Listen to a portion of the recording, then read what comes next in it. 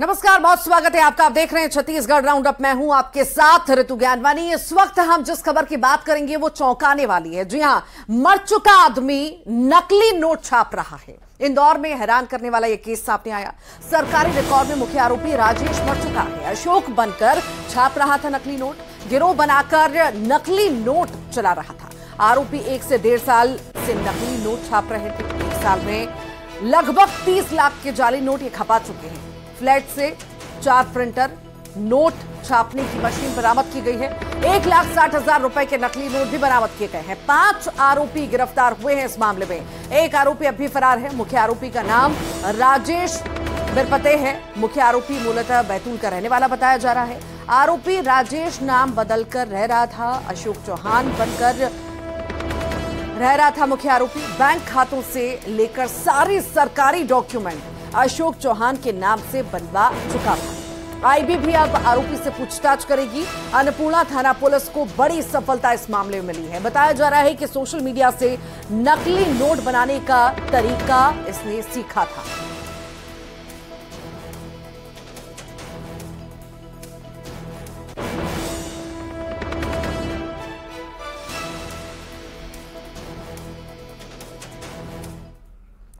वाकई ये खबर चौंकाती है कि क्या कोई मरा हुआ आदमी नोट बना सकता है, नकली नोट बना सकता है। फिर पता चला कि नाम बदल करके ये काम हो रहा था।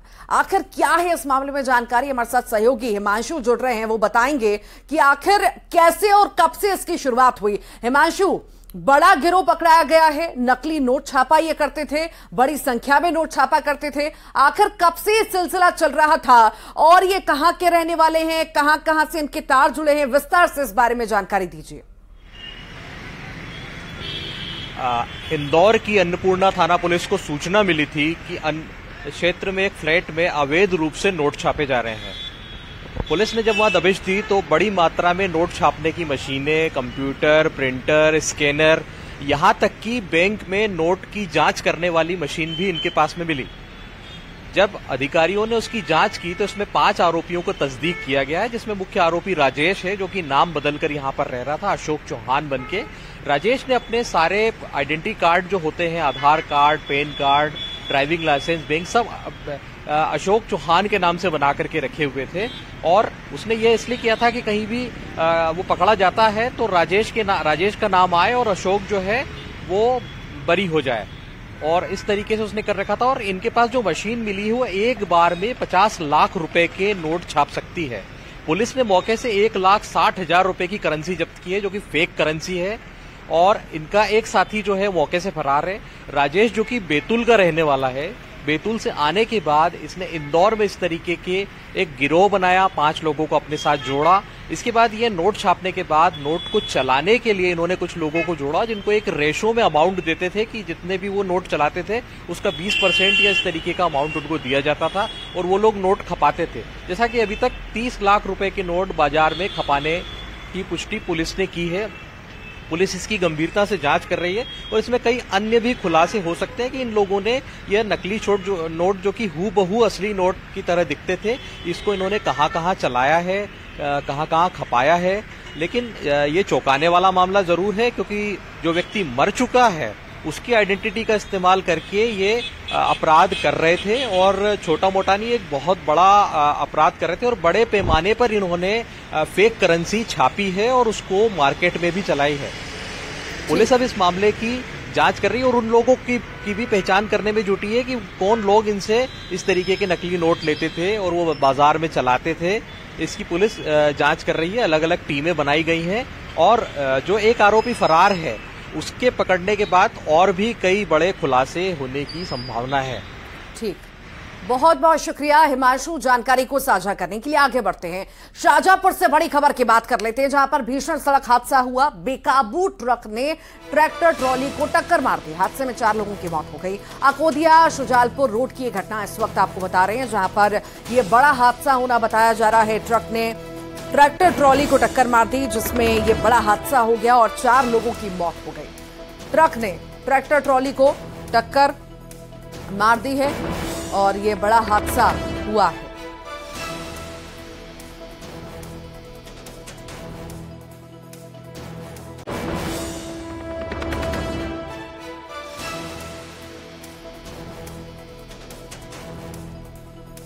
तो हादसे में 4 लोगों की मौत हुई है। ये भीषण हादसा होना बताया जा रहा है। ट्रक ने ट्रैक्टर ट्रॉली को टक्कर मार दी और ये बड़ा हादसा हो गया जिसमें 4 लोगों की मौत हो गई। ज्यादा जानकारी के लिए सुनील हंचोरिया हमारे साथ जुड़ गए हैं। सुनील, भीषण सड़क हादसा, आखिर किन्हीं लापरवाहियों से हादसा होना बताया जा रहा है और क्या ज्यादा जानकारी है, बताइए। रितु, देखिए, जो प्रारंभिक जानकारी है उसके मुताबिक शुजालपुर अकोदिया रोड पर ये भीषण सड़क हादसा हुआ है, जिसमें एक बेकाबू जो ट्रक था तेज रफ्तार, वो सामने से आ रहे ट्रैक्टर ट्रॉली के साथ उसकी टक्कर हुई और टक्कर के बाद सबसे जो सड़क किनारे कुछ लोग खड़े थे उनमें उनको चपेट में ले लिया, जिसमें एक गर्भवती महिला सहित 4 लोगों की दर्दनाक मौत हो गई है। ये पूरा आज से शाम का बताया जा रहा है और ये सभी लोग खेत से काम करके अपने घर लौट रहे थे। इसी दौरान ये हादसे का शिकार हो गए हैं। फिलहाल इस पूरे मामले में शुजालपुर पुलिस जांच में जुटी है। जिस ट्रक ने ट्रैक्टर ट्रॉली को टक्कर मारी थी उसका चालक मौके से फरार हो गया है। हालांकि ये जो लोग थे ये सड़क किनारे खड़े हुए थे अपने घर जाने के लिए और टक्कर के बाद जो है इस ट्रक ने जो है सड़क किनारे खड़े लोग थे उनको अपनी चपेट में ले लिया और इस हादसे का शिकार हो गए। ये प्रारंभिक जानकारी है। गर्भवती महिला सहित 4 लोगों की इस पूरे हादसे में मौत हुई है। एक अभी भी घायल बताया जा रहा है जिसका इलाज शुजालपुर अस्पताल में चल रहा है। जी सुनील, बड़ी लापरवाही हम ट्रक ड्राइवर की माने यहाँ पर कि बेकाबू होकर कहीं ना कहीं ट्रक इन्हें कुचलती ले गई और इन सबकी मौत हो गई। देखिए रितु, इसमें जो जानकारी सामने आ रही है उसमें ट्रक चालक की तो गलती है ही, लेकिन जो ट्रैक्टर बताया जा रहा है वो भूसे का ट्रैक्टर बताया जा रहा है। जो ट्रॉली जो थी उसकी ओवर साइज थी और क्रॉसिंग के दौरान कहीं न कहीं ट्रक का चालक अंदाज नहीं लगा पाया और ट्रक और जो ट्रैक्टर ट्रॉली है उसकी भिड़ंत के बाद ट्रक अनियंत्रित हुआ और उसने फिर सड़क किनारे खड़े लोगों को अपनी चपेट में ले लिया। तो गलती फिलहाल दोनों वाहनों की बताई जा रही है इस मामले में, लेकिन इसका खामियाजा सड़क किनारे खड़े लोगों को भुगतना पड़ा और एक ही परिवार के 4 लोगों की मौत हो गई। ठीक, बहुत बहुत शुक्रिया सुनील जानकारी को साझा करने के लिए। बिलासपुर में चाकूबाजी हुई है। युवक पर चाकू से हमला हुआ। युवक पर चाकू से जानलेवा हमला किया गया। दरअसल 2 बदमाशों ने ये युवक पर हमला किया है। बाइक स्टैंड कर्मचारी को चाकू मारा। घायल युवक अस्पताल में फिलहाल भर्ती है। खूंटा घाट डैम के बाइक स्टैंड का यह पूरा मामला है। रतनपुर थाना क्षेत्र में चाकूबाजी की एक घटना घटित हुई है। फिलहाल पुलिस पूरे ही मामले में जांच पड़ताल कर रही है।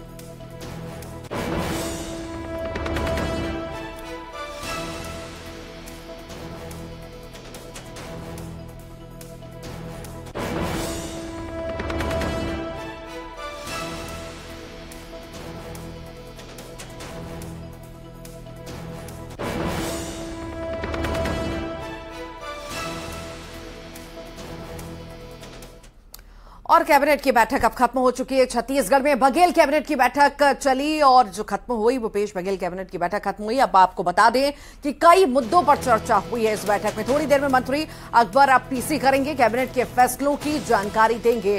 तो कैबिनेट की जो बैठक चल रही थी इसमें अहम प्रस्तावों पर चर्चा जो है हो रही थी। आगामी चुनावों को देखते हुए चर्चा लगातार जो है की जा रही है और आज सीएम हाउस में कैबिनेट की बैठक बुलाई गई। बड़ी खास ये बैठक हम मान सकते हैं। कई खास मुद्दों को लेकर चर्चा इस बैठक में हुई है। हालांकि कुछ ही देर में प्रेस कॉन्फ्रेंस होगी और इसके बारे में जानकारी जो है मंत्री अकबर देंगे।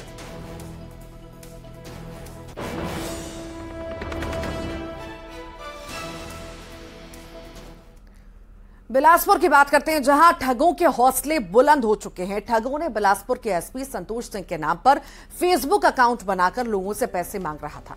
इसकी जानकारी खुद एसपी ने अपने सोशल मीडिया के माध्यम से दी। साथ ही लोगों को सावधान रहने की भी अपील की और पैसे की लेन देन करने से लोगों को मना किया।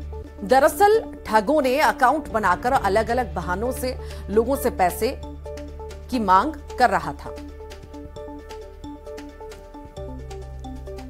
और देश के अलग अलग हिस्सों में बहुत सारे ऐसे गैंग हैं जो लगातार फेसबुक के फेक प्रोफाइल बनाते रहते हैं और जो संबंधित व्यक्ति के सभी फ्रेंड्स को या तो रिक्वेस्ट भेजते हैं पहले, उसके बाद किसी न किसी कारण से वो पैसे की मांग करते हैं या ऐसे कोई समस्या बताते हैं। कई बार लोग इस ट्रैप में फंस भी जाते हैं।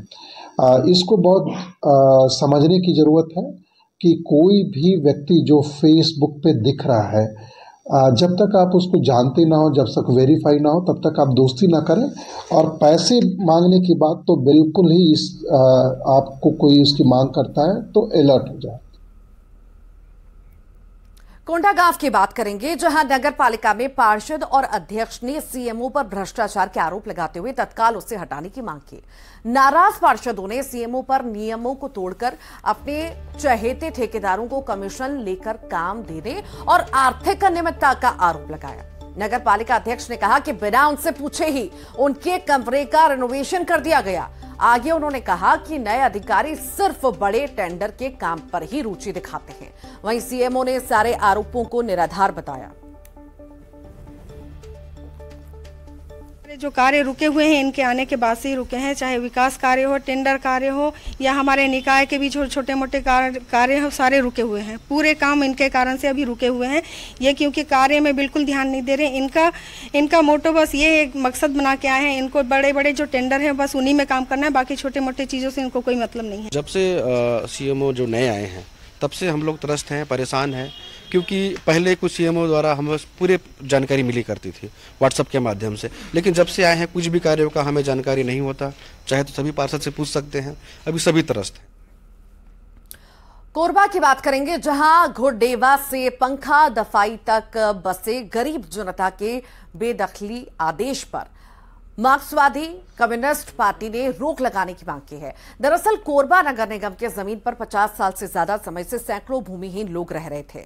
फिर सभी लोगों को Gevra road Pendra road rail corridor निर्माण के नाम पर दर्री तहसीलदार द्वारा जमीन खाली करने को कहा गया, जिससे वहां रहने वाले लोगों को काफी दिक्कतों का सामना करना पड़ा।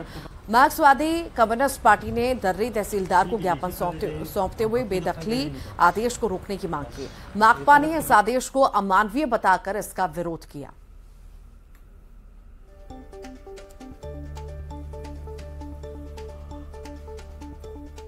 कार हो रहा है, उससे बेदखल होने वाले लोग क्या सड़क पे अपना गुजारा भत्ता करेंगे कि क्या करेंगे, इस बारे में शासन कभी सोचते नहीं है। हमने आज ज्ञापन देकर के ये मांग किया है कि जिन भी लोगों को अगर हटाना है तो हटाने से पहले उनको बसाने की योजना बने, और बिना बसाए योजना अगर इनको हटाने का प्रयास प्रशासन करेगी तो मार्क्सवादी कम्युनिस्ट पार्टी विरोध के लिए सड़कों पर उतरेगी और गरीबों को लेकर के सड़क पे विरोध प्रदर्शन भी करेगी। खबर बड़ौदा बाजार से है, जहां रामदैया में गांव के ग्रामीण के सामाजिक बहिष्कार का मामला सामने आया। दरअसल पीड़ित को गांव में राशन न देने, पशु चराने से रोकने और कृषि कार्य में मजदूरों को मना कर देने का ये मामला है। पिछले 2 साल से गांव में पीड़ित से हुक्का पानी बंद था। कोतवाली पुलिस ने सरपंच, पंच सहित 8 लोगों के खिलाफ कार्रवाई की और आरोपियों को गिरफ्तार कर जुडिशियल रिमांड पर भेज दिया गया।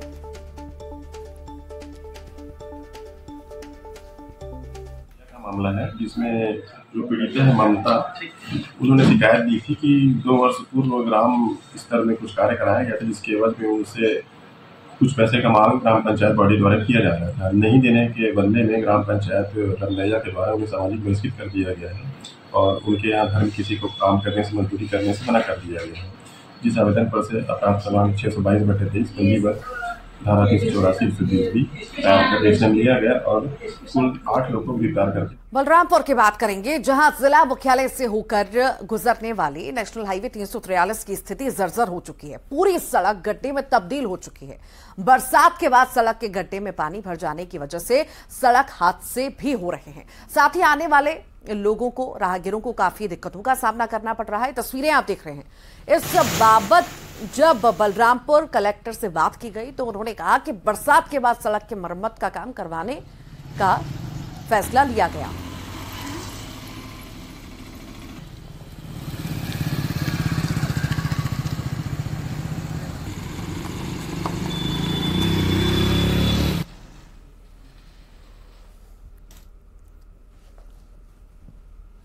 चलने में इतना दिक्कत हो रहा है भैया, बड़ा गाड़ी जाने से पानी इतना पूरा कपड़ा गंदा हो जाता है। और रही बात, बहुत दिक्कत हो जाती है चलने में हम लोगों को। किस तरह से दिक्कत हो रहा है? बस चलने में दिक्कत होता है, गाड़ी की साइड कचरा है या गाड़ी के तेल ब्रेक लगाओ, ये करो, एक्सीडेंट वगैरह बहुत दिक्कत है चलने में। हो गया दादा गड्ढे में, और गड्ढे में पानी हो गया, पूरा भरा हुआ पानी एकदम। तो क्या बताइए, हो रहा है तो एक्सीडेंट सर। ये ब्रेक लगाओ, पीछे गाड़ी के पीछे के धक्का मार रहे हैं, होने के चलते एक्सीडेंट भी होता है बार बार। कोई ध्यान नहीं दे रहा है सर, अभी तक कोई ध्यान नहीं दे रहा है। यहाँ पर पानी भर जाता है कहीं कहीं। दिक्कत हो जा रहा है। पिछले 3-4 दिनों में जो बारिश हुई उसमें काफ़ी गड्ढे हो गए हैं और आज सुबह ही नेशनल हाईवे की से भी बात हुई है तो ये जैसे पानी गिरना बंद हो जाएगा हम तुरंत गड्ढे भरवा देंगे। दुर्ग की अब बात करेंगे, जहां पर नोट तस्कर गिरफ्तार हुए हैं। मलेशियन नोट के तस्कर गिरफ्तार हुए हैं। पुलिस ने 3 आरोपियों को गिरफ्तार किया। व्यापारी के साथ लाखों की ठगी इन्होंने की थी। ज्यादा मुनाफा का लालच देकर ठगी इनके द्वारा की गई थी। विदेशी करेंसी भारतीय रुपए में बदलने का झांसा इनके द्वारा दिया गया था। सुपेला पुलिस ने आरोपियों को गिरफ्तार कर लिया है। पूरे ही मामले में जांच पड़ताल जारी है।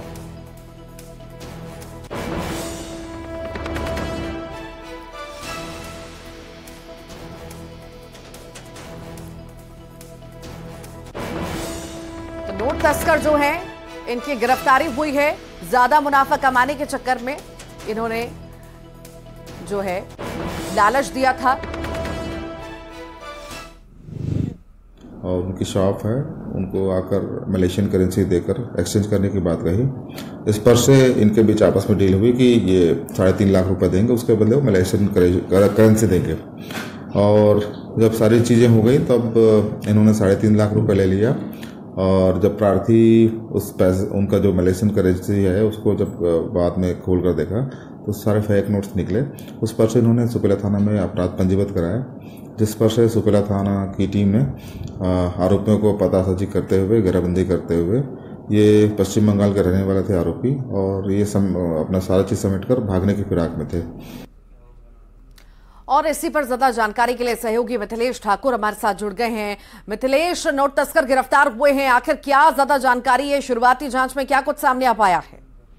देखिए, बताना चाहूंगा कि ये जो तीनों जो आरोपी हैं, ये जो है वो पश्चिम बंगाल के रहने वाले हैं, जिन्होंने भिलाई 3 में जो कपड़े का व्यवसाय करता था, एक व्यापारी को अपना निशाना बनाया था। पहले वे कपड़ा खरीदने के बहाने उसके पास पहुंचे और उसको ये बताया कि उसके पास मलेशियानी नोट है, एक नोट के 50 रुपए के बदले उसको 800 रुपए मिलेंगे। ये लालच दिया गया और उसको ये बताया गया कि वे वहाँ भिलाई के सुकेला क्षेत्र में रहते हैं, यदि वे चाहे तो वहां पर आ जाए। उसको इतना लालच दिया गया कि वो खुद वहां पे 3.5 लाख रुपए लेकर पहुंच गया। उसने जब पैसे दिए और वहां पर जब पहुंचा और वापस आकर देखा तो वहां पर उसके पास में जो जाली नोट थे और कुछ भी नहीं आया। तो इस तरह से ठगी का मामला ये हुआ पूरी तरह से।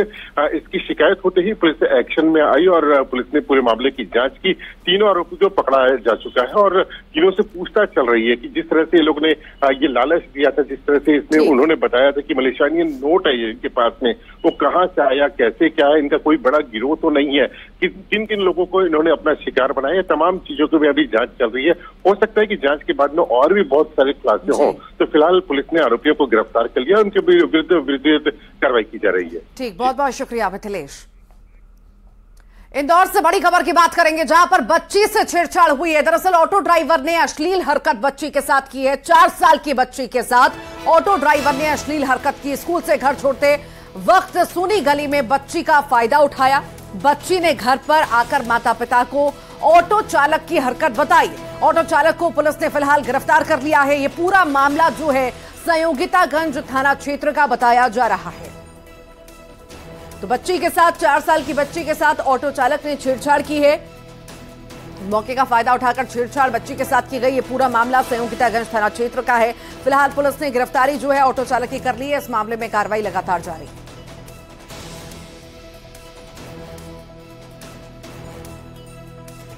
ऑटो ड्राइवर ने अश्लील हरकत बच्ची के साथ की है। 4 साल की बच्ची के साथ हरकत की है। स्कूल से घर छोड़ते समय ऑटो ड्राइवर द्वारा अश्लील हरकत बच्ची के साथ की गई।